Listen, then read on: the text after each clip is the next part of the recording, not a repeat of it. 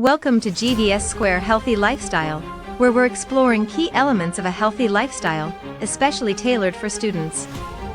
This video is a continuation of Episode 1, Quick Sleep Myths, Get the Facts.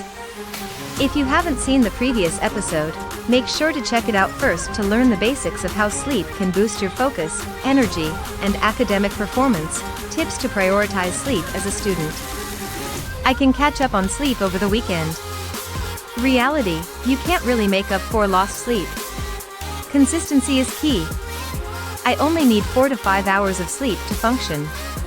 Reality, most adults need 7 to 9 hours of sleep for optimal health and performance. Napping ruins your nighttime sleep. Reality, a 20 to 30 minute power nap can boost your energy without affecting your night's sleep, as long as it's not too close to bedtime. We are wrapping up an episode focused on the importance of sleep. Great topic. Prioritizing sleep is such a key element for mental and physical well-being. Stay tuned for episode 2, where we'll dive into the next crucial aspect of a healthy student lifestyle: exercise. Get ready to learn how to stay active, boost your energy, and improve your focus.